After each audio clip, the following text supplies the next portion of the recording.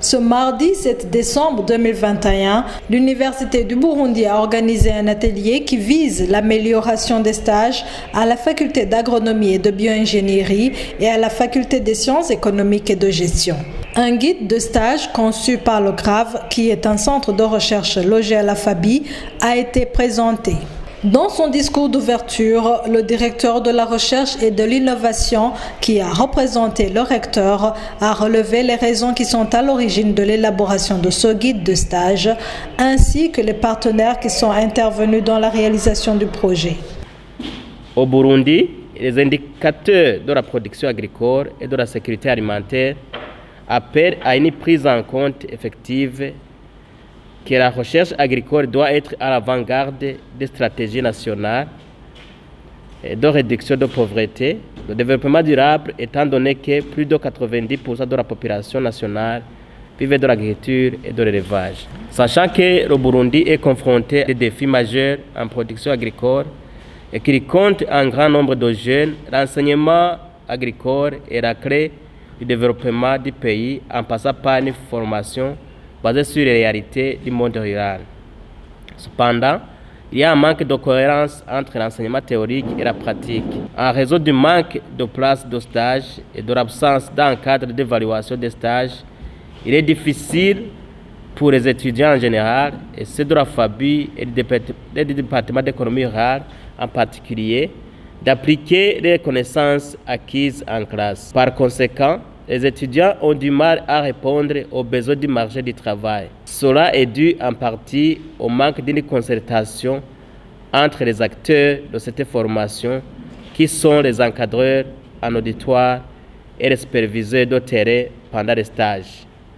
L'évaluation du système BMD menée par l'Université du Burundi au sujet des stages a montré que la réalisation est confrontée à plusieurs défis, dont le manque d'un guide adapté, l'incohérence des canevas des rapports de stage, le manque d'un formulaire ou fiche d'évaluation du stagiaire et formulaire d'appréciation du stage pouvant assister l'encadreur académique et l'encadreur professionnel pendant l'évaluation de la performance du stagiaire. Ainsi, dans le but d'améliorer la qualité de l'organisation de l'encadrement et de l'évaluation des stages à la FABI, un guide pratique des stages a été élaboré dans le cadre du projet pour améliorer la cohérence de l'enseignement agricole, PASEA en sigle, financé par NUFIC.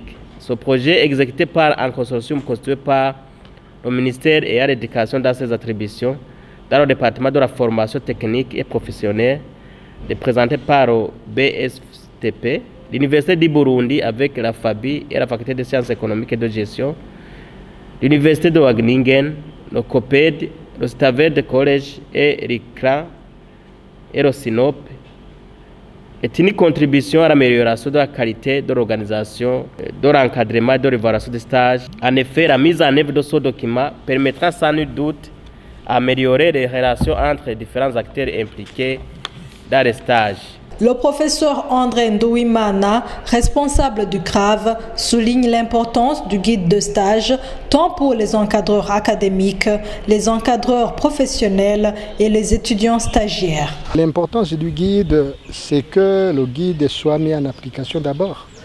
Il est important pour les enseignants, ce que nous avons appelé des encadreurs académiques, parce qu'il va servir de référence pour l'évaluation. Ça va servir aussi aux étudiants parce que lors de la confection des rapports, vous avez un canevas qui doit être suivi. Et vous avez des grilles, vous avez des barèmes.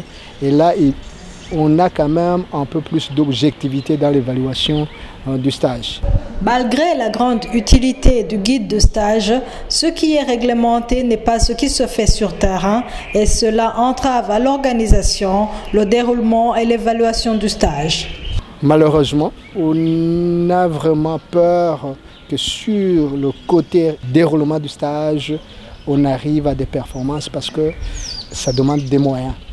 Et nous ne voyons pas vraiment un changement de pratique au niveau des financements des activités de stage. Ce qui est réglementé, c'est que tous les partenaires du stage puissent se mettre ensemble pour faire un planning des activités.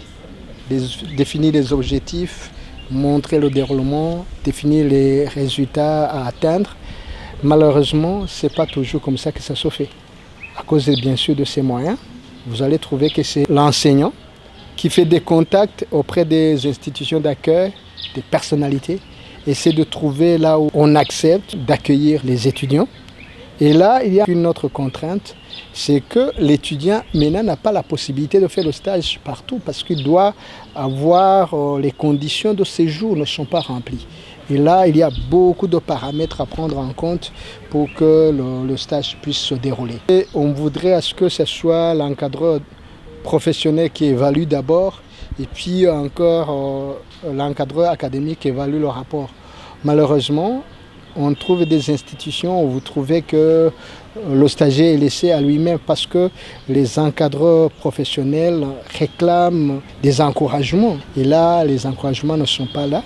Et des fois, vous trouvez que ces encadreurs professionnels ne sont pas à l'œuvre et le stagiaire est laissé à lui-même. À ce moment, l'encadreur académique ne fait qu'écouter le rapport. C'est dans le but de pallier à ces défis que 2 groupes constitués des représentants des structures d'accueil, des enseignants et des représentants des étudiants ont été formés.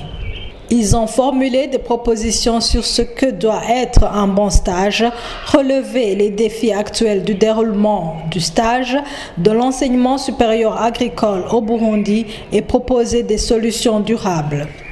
Dans le souci de parvenir à une bonne organisation et un bon déroulement des stages, le responsable du CRAV a formulé des recommandations envers le gouvernement du Burundi, l'Université du Burundi et les institutions d'accueil. Première recommandation, c'est que l'Université du Burundi devrait vraiment s'impliquer pour mettre en place la plateforme des acteurs impliqués au niveau des stages, pour qu'il y ait une collaboration là-dessus. La deuxième chose, c'est qu'on ne peut pas parler de stage quand il n'y a pas prospection.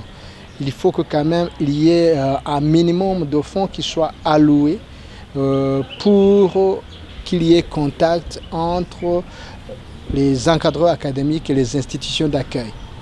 Donc vous voyez que finalement le problème tourne toujours autour des moyens, autour de la disponibilité des institutions d'accueil. Et là, il faudrait que le gouvernement du Burundi puisse vraiment voter une loi qui oblige tous les services qui se trouvent sur le territoire national qu'ils se considèrent comme des lieux de stage. À ce moment-là, il faut que maintenant les institutions d'accueil puissent quand même comprendre qu'un stagiaire est quelqu'un qui entre dans l'institution, non pas pour faire dépenser, mais pour quand même faire gagner. L'étudiant devrait plutôt bénéficier des frais, au lieu que ces institutions d'accueil demandent des frais d'encouragement. C'est-à-dire que c'est une main-d'œuvre gratuite qu'on donne à ces institutions. Et ces institutions devraient plutôt sauter sur cette occasion et rentabiliser, valoriser cette main-d'œuvre qui est disponible pour le bien de la nation.